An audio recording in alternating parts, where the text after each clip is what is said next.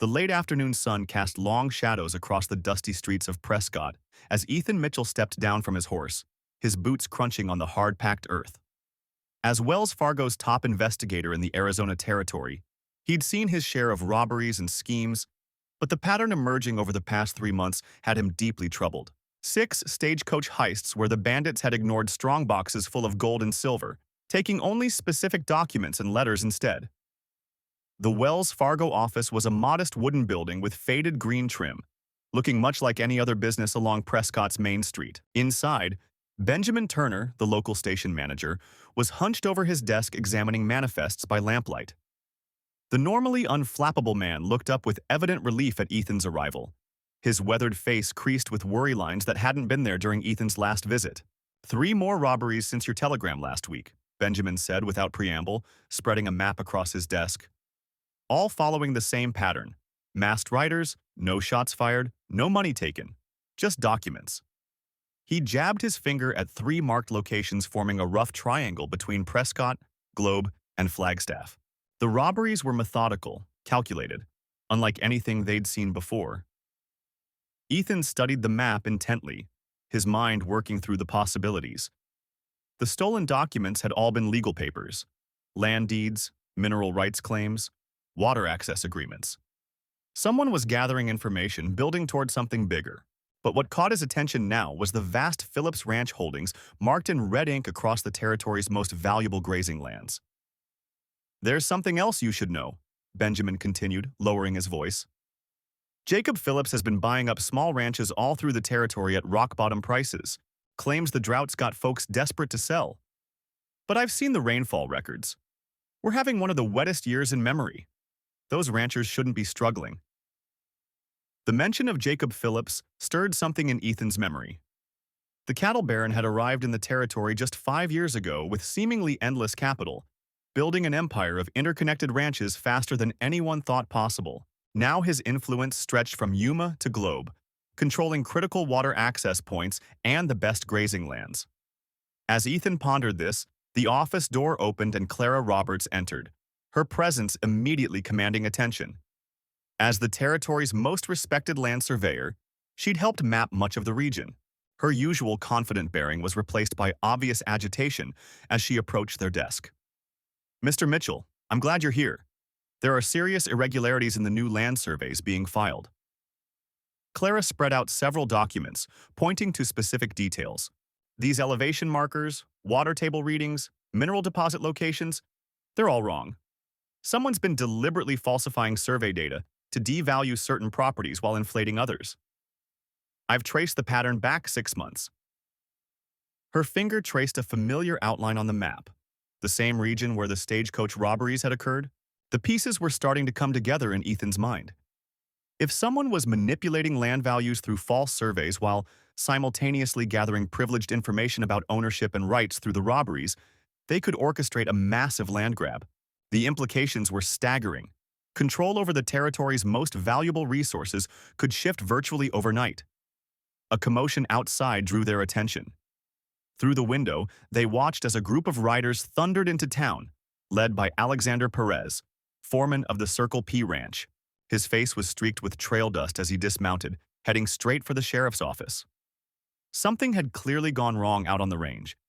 Benjamin was already reaching for his hat. "That's Phillips' crew.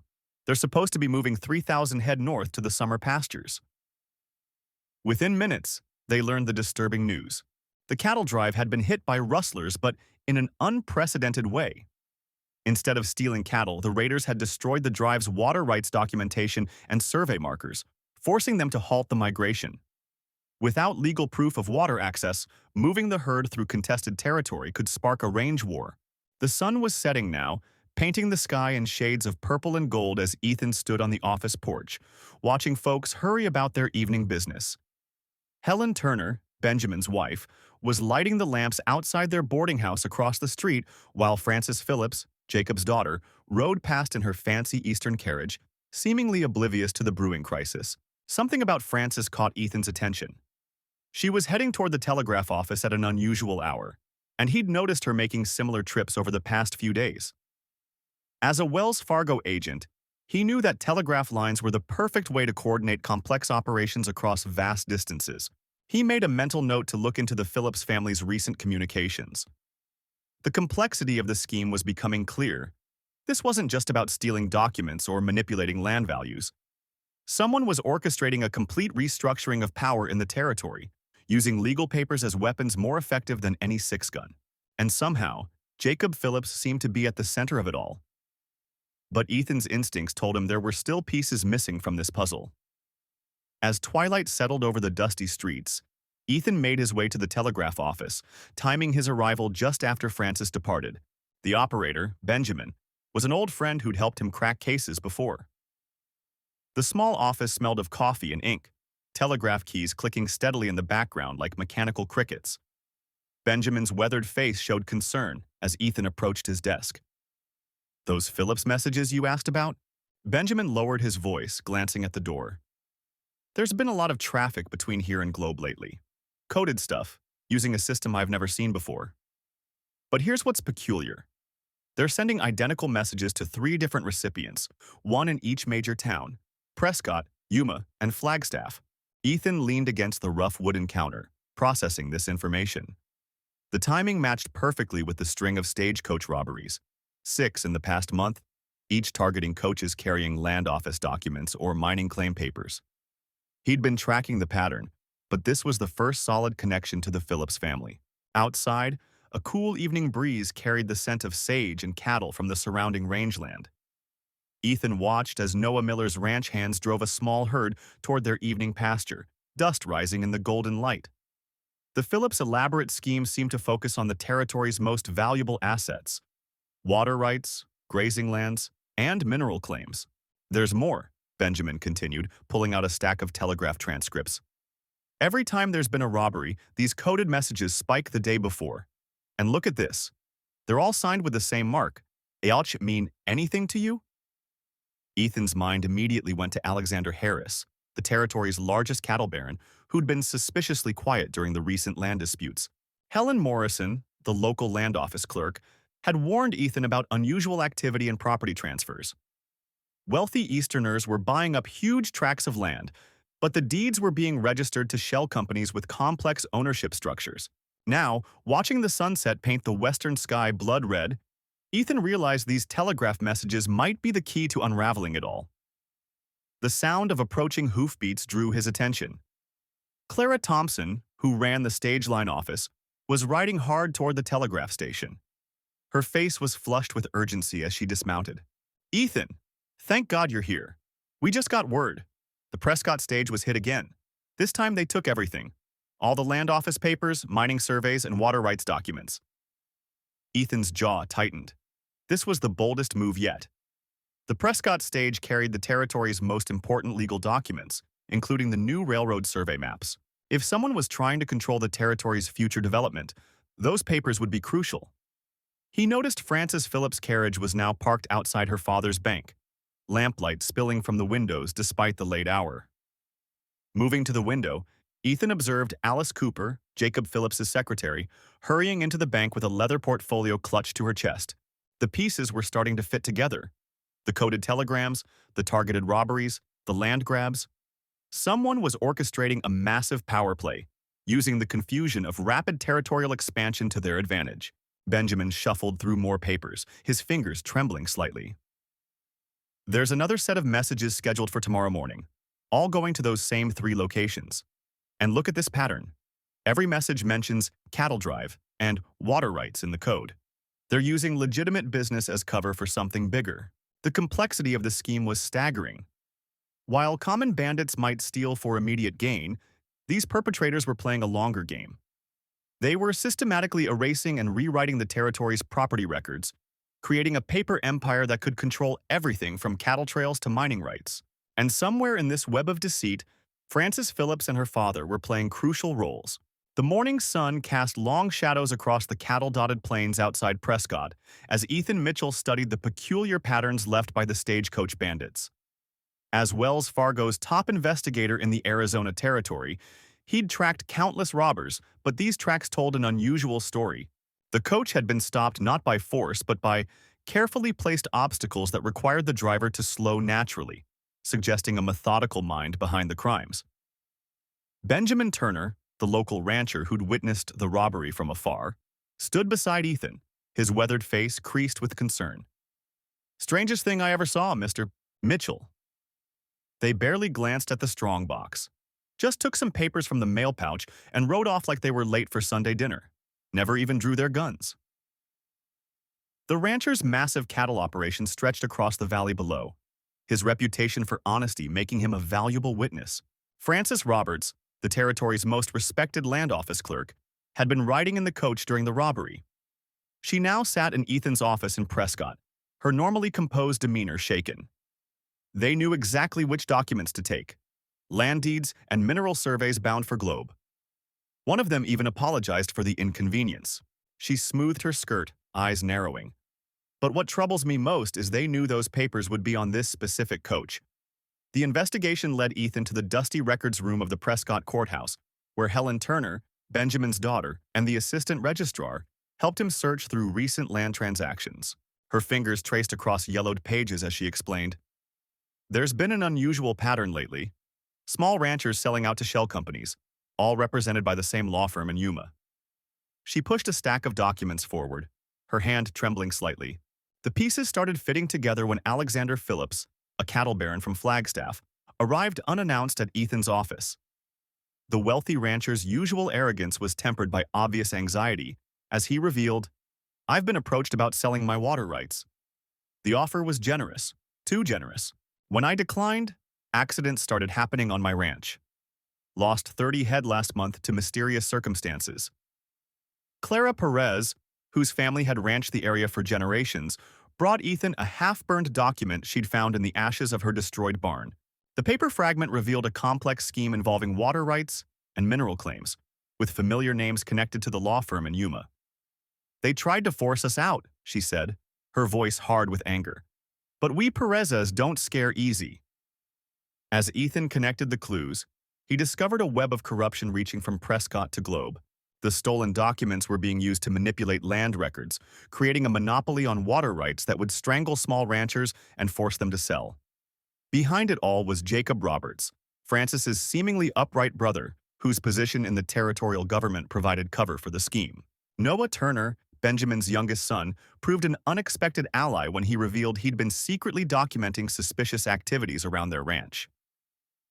"Been watching them for months," he explained, showing Ethan detailed notes about mysterious riders and nighttime meetings.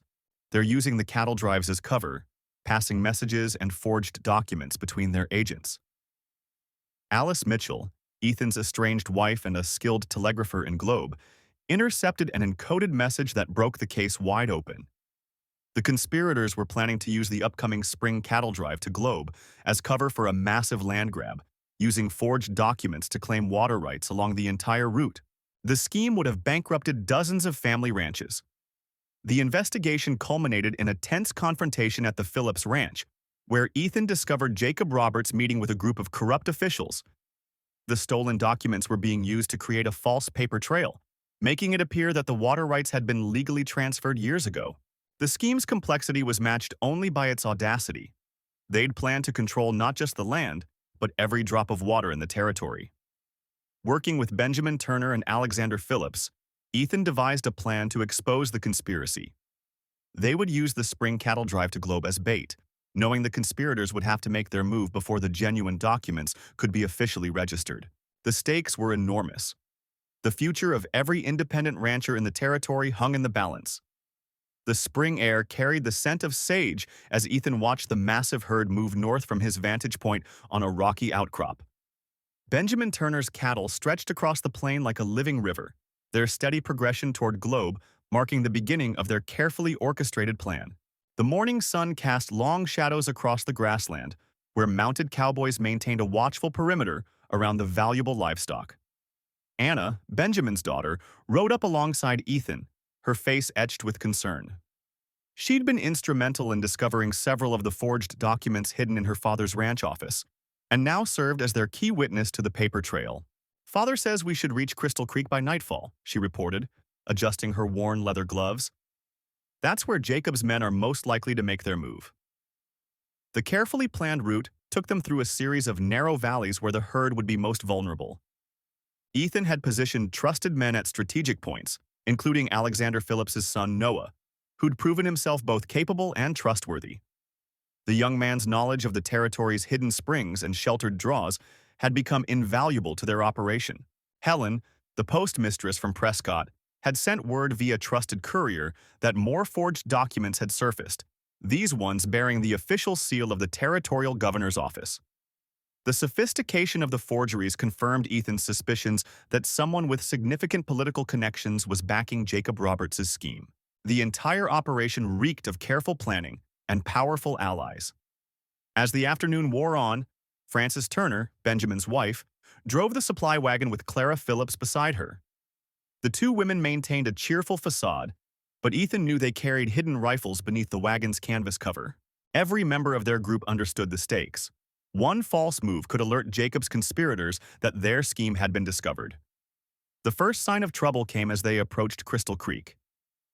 Alice, one of their scouts, spotted unusual dust clouds rising from behind a distant ridge. Too organized to be wild horses, too numerous to be innocent travelers. Ethan signaled Noah to begin moving the herd into a defensive formation they'd practiced, using the natural contours of the land to their advantage. Benjamin Turner rode up, his weathered face grim as he surveyed the gathering threat. "They're trying to split us from the eastern approach," he observed quietly. "Just like you predicted, Ethan, Jacob never could resist a tactical advantage."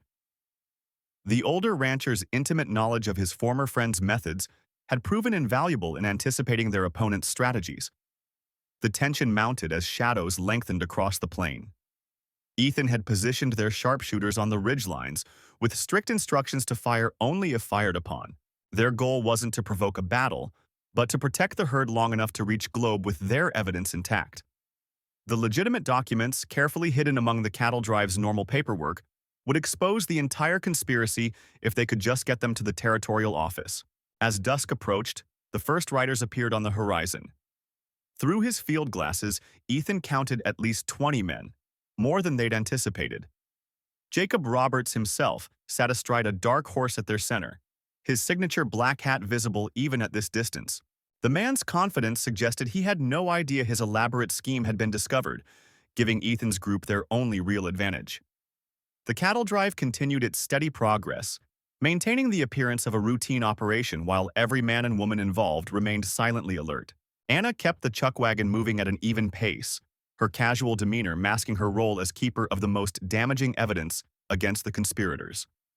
They'd carefully spread the genuine documents among several carriers, ensuring that no single raid could capture all their proof.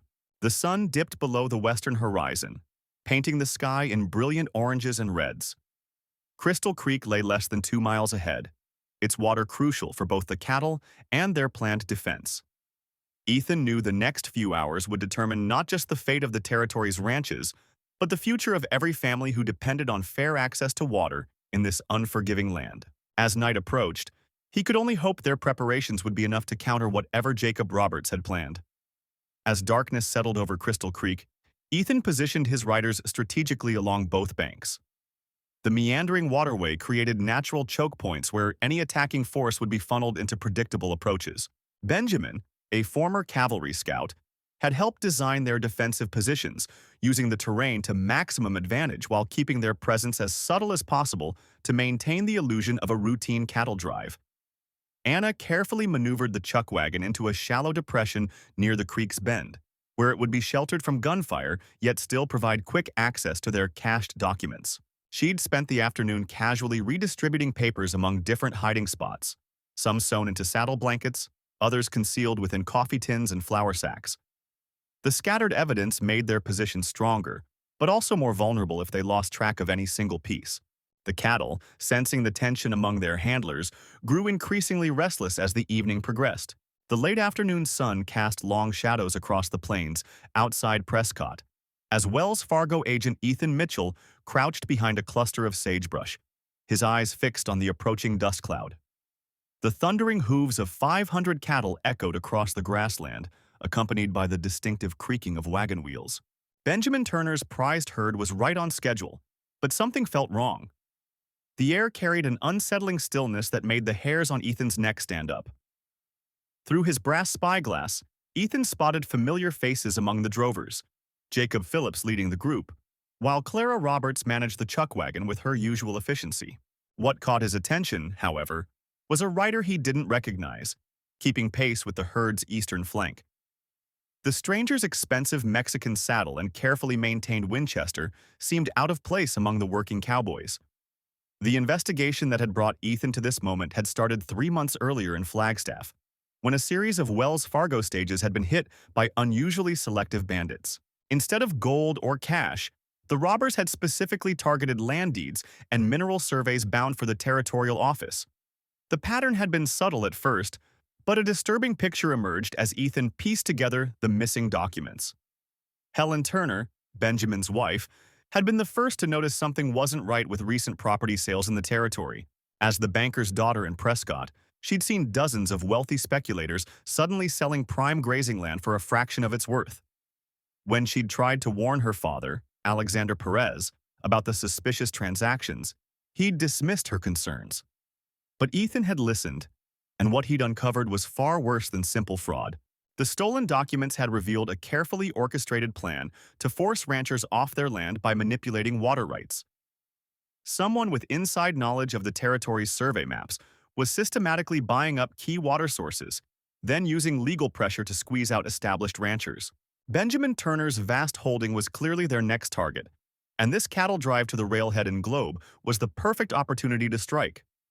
Frances Phillips, Jacob's sister and the territory's most respected telegraph operator, had intercepted a coded message just yesterday that confirmed Ethan's fears. The mastermind behind the scheme was planning to sabotage the drive, using the chaos to force Turner into bankruptcy. With his cattle lost and no access to water, he'd have no choice but to sell his land for pennies on the dollar. As the herd drew closer, Ethan caught sight of Noah Roberts, Clara's husband, riding hard from the south. The former Texas Ranger had been scouting ahead, and his urgent approach spoke volumes. Ethan's pulse quickened as he saw Noah make the hand signal they'd arranged. Armed riders were moving into position ahead of the herd, just as they'd predicted. What happened next unfolded with frightening precision. A series of dynamite charges exploded along the ridgeline, sending a cascade of rocks down toward the cattle. The herd spooked, breaking formation as panicked animals scattered in all directions. Through the chaos, Ethan spotted the mysterious rider and several accomplices moving to cut off the cowboys from regaining control of their charges. But Ethan and Noah had prepared for this. Alice Mitchell, Ethan's sister and the finest horsewoman in 3 territories, was already in position with a dozen trusted hands. They'd spent weeks secretly gathering loyal ranchers who'd lost land to the scheme, and now that force emerged from hidden arroyos to surround the would-be rustlers. The trap had been sprung, but not the one the conspirators had planned. The ensuing gunfight was brief but fierce. Ethan's careful preparation paid off as his allies systematically cut off escape routes and forced the bandits to ground.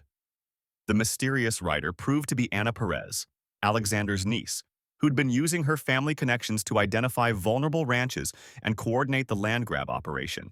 Her capture would eventually expose a network of corrupt officials reaching all the way to the territorial capital. In the aftermath, as Jacob and Clara worked to settle the frightened herd, Helen confronted her cousin Anna with quiet fury. The betrayal cut deep, but it had also united the honest ranchers of the territory against those who would steal their land through deceit. Benjamin Turner's cattle drive would reach Globe intact, and more importantly, the documents Anna carried provided the evidence needed to restore stolen properties to their rightful owners. As the sun set over the plains that evening, Ethan watched Frances Phillips sending telegrams that would bring the conspirators to justice.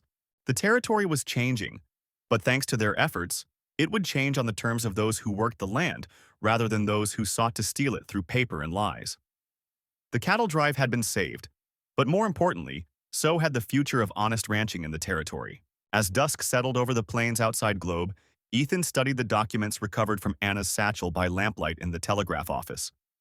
The pieces were finally falling into place. Land deeds, mineral surveys, and forged letters that revealed the true scope of the conspiracy. Frances worked tirelessly beside him, her fingers flying across the telegraph key as she sent message after message to law enforcement offices across the territory. The sound of hoofbeats drew their attention as Jacob rode up with urgent news. Scouts had spotted a large group of armed men approaching from the north, likely the conspirators' last desperate attempt to silence the evidence. They had perhaps an hour before the confrontation. Helen and Clara quickly organized the townspeople, moving women and children to safety while Benjamin Turner and his cowboys took defensive positions around the cattle herd. In the gathering darkness, Ethan made a critical decision. He knew the conspirators would expect the documents to be in the telegraph office, so he entrusted the most damning evidence to Alice, the young daughter of Globe's shopkeeper. She slipped away on her pony through a back trail only locals knew, carrying hope for justice in her saddlebags as she rode hard for Prescott. The first shots came just before midnight. The attackers, led by Alexander himself, had surrounded the town on 3 sides. Their initial assault focused on the telegraph office, but found it empty except for Frances, still calmly sending messages even as bullets splintered the walls around her. Her courage bought precious time as Ethan and Jacob orchestrated the defense from the livery stable. Noah, who had remained suspiciously quiet since Anna's betrayal, suddenly revealed his true allegiance. In the midst of the firefight, he attempted to lead a group of attackers to the cattle herd, but Clara had anticipated his move. She and Helen had positioned sharpshooters in the rocks above the corrals, and their precise fire drove Noah's men back with heavy losses. The battle reached its crescendo when Alexander, realizing he'd been outmaneuvered, attempted a desperate charge toward the general store where he believed the documents were hidden. Ethan met him in the street, their confrontation illuminated by burning buildings and muzzle flashes. The 2 men who had once worked together as Wells Fargo agents now faced each other as bitter enemies. Their gunfight was brief but decisive. Alexander's first shot grazed Ethan's shoulder, but Ethan's return fire struck true. As Alexander fell, his remaining men lost heart and began to scatter into the darkness. Benjamin's cowboys, led by Jacob, rode them down methodically, ensuring none escaped to warn their co-conspirators in the territorial capital. Dawn revealed the cost of victory. Several buildings burned, 2 townspeople wounded, and the street littered with evidence of the night's violence. But as the sun rose, riders appeared on the horizon. Alice had reached Prescott, and now U.S. Marshals approached with warrants and reinforcements. The conspiracy's last desperate gambit had failed. In the aftermath, Frances's telegrams proved crucial. Law enforcement moved simultaneously across the territory, arresting corrupt officials before they could flee or destroy evidence. Helen and Clara worked together to care for the wounded, their shared trials having forged a deep friendship despite their different backgrounds. Ethan found Anna's discarded badge in the telegraph office, a painful reminder of how power and greed could corrupt even those sworn to uphold the law. But as he watched Benjamin Turner's cattle finally move out toward their destination, he felt hope for the territory's future. The land would be worked by honest people, its resources developed fairly, its laws upheld by those who truly believed in justice. The morning stage brought news that federal investigators were already examining the recovered documents. Property would be returned to its rightful owners, mining claims restored, and the corrupt network that had plagued the territory would be dismantled. The cost had been high, but the open plains would remain a place where honest work and true justice could prevail. As Ethan prepared to escort Alice back to Prescott, he reflected on how this case had transformed him. The territory was changing indeed, but now it would change for the better, shaped by the courage of ordinary people who had stood together against corruption. The cattle drive's success was just the beginning of a new chapter for the region, one written by those who believed in the power of truth and justice on the open range. The scorching summer sun beat down on Ethan Mitchell as he studied the cattle trails leading toward Prescott, his keen eyes following the signs of the massive herd that had passed through just days earlier. As Wells Fargo's top investigator in the Arizona territory, he'd finally pieced together how the mysterious document thieves had been operating, using legitimate cattle drives as cover for their elaborate scheme of intercepting stagecoaches and stealing land deeds. Anna Turner's cattle operation had unwittingly become central to the conspiracy. The beautiful rancher had been moving her herds between seasonal grazing grounds, unaware that Benjamin Phillips and his gang were using her drives to mask their movements across the territory. They'd strategically planned their document heists to coincide with her cattle's passage, letting her legitimate business provide the perfect alibi. The truth had come to Ethan in pieces. Careful study of the robbery patterns, telegraph records from Globe showing land speculation activity, and finally the damning evidence found in Alexander Roberts' saddlebags after a shootout near Flagstaff. Roberts had been carrying forged documents meant to transfer mineral rights from honest ranchers to a shadowy syndicate operating out of Yuma. Frances Mitchell, Ethan's younger sister who worked as a clerk in the Prescott land office, had been instrumental in exposing the scheme. Her meticulous record-keeping had revealed how Phillips and his men were systematically stealing proof of ownership from stagecoach strongboxes, then using forged papers to claim valuable properties for themselves just before rich mineral deposits were set to be discovered. The conspiracy went deeper than anyone had imagined. Jacob Turner, Anna's own brother, had been feeding information about the cattle drive schedules to Phillips's gang while pretending to help manage the ranch. His betrayal had nearly broken Anna's heart, but her steel resolve had only strengthened when she learned the truth. She'd immediately offered to help Ethan set a trap using her next scheduled drive. Now, as the summer heat shimmered across the plains, Ethan watched Anna's massive herd approach the narrow canyon where Phillips always struck. He'd positioned his deputies carefully, Noah Perez watching the northern ridge, while Clara Roberts, Alexander's estranged wife who'd turned informant, monitored the southern approach. This time the gang would find more than just cattle and cowboys waiting for them. The trap was sprung with devastating precision. As Phillips and his men emerged from their hiding spots to intercept what they thought was another easy target, Ethan's forces converged from all sides. The ensuing gunfight echoed through the canyon walls, but the outlaws found themselves hopelessly outmatched by the carefully planned ambush. Helen Phillips, Benjamin's wife who'd been secretly helping the investigation by passing information through Frances, watched from a safe distance as her husband was finally brought to justice. She'd grown tired of living with his crimes, and her cooperation had helped ensure the gang's downfall. The complex web of family loyalties and betrayals had taken its toll on everyone involved. In the aftermath, as the dust settled over the canyon, Ethan found Anna tending to her cattle, which had remained remarkably calm during the chaos. Their eyes met with shared understanding. They'd both been fighting to protect not just property, but a way of life. The stolen documents were recovered, the true owners would have their rights restored, and the territory could begin healing from the wounds of greed and deception. Alice Perez, the territory judge's daughter, supervised the cataloging of recovered papers, working alongside Frances to ensure everything was properly documented. The evidence they compiled would send Phillips and his entire operation to prison for years to come. More importantly, it would restore faith in the system of property rights that allowed honest ranchers like Anna to build their dreams on the open plains. The conspiracy's unraveling revealed an intricate plot involving corrupt officials in multiple towns, all connected through Phillips' scheme to control the territory's future mineral wealth. But it had been undone by the dedication of ordinary people: a cattle rancher, a Wells Fargo agent, a clerk, and others who believed in justice more than easy riches. As the summer waned into autumn, Ethan found himself spending more time at Anna's ranch, helping her rebuild after the turmoil. Their shared experience had forged a bond stronger than either had expected.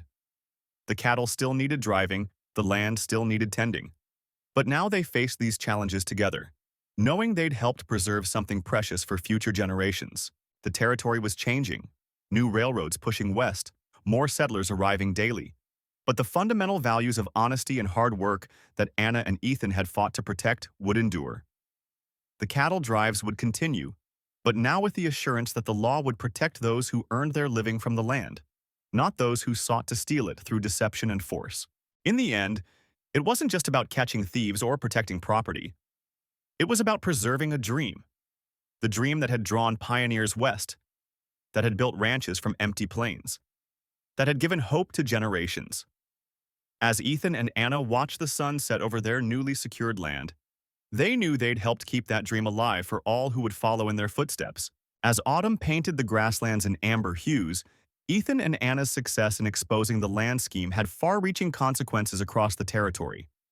Word spread from Prescott to Globe about how a Wells Fargo agent and a determined rancher had uncovered a web of corruption that had threatened not just their own livelihood, but the future of honest ranching throughout the region. Benjamin, the elderly rancher who'd first noticed irregularities in his neighbor's property documents, became something of a local hero for bringing his concerns to Ethan's attention.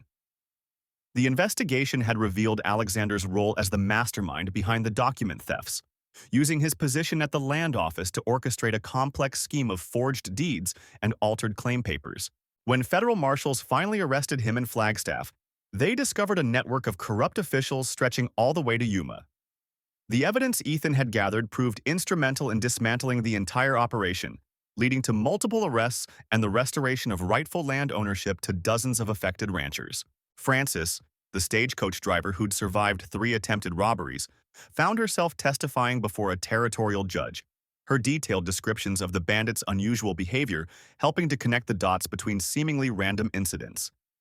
Her courage in continuing her routes despite the dangers had kept vital communications flowing, and the Wells Fargo company recognized her service with a special commendation. Noah, the young ranch hand who'd helped Anna protect her cattle during the investigation, proved himself invaluable in reorganizing the ranch's operations. His keen eye for detail and natural leadership abilities earned him a promotion to foreman, allowing Anna to focus on expanding their breeding program while Ethan continued his work with Wells Fargo, though now based primarily in Prescott to stay closer to home.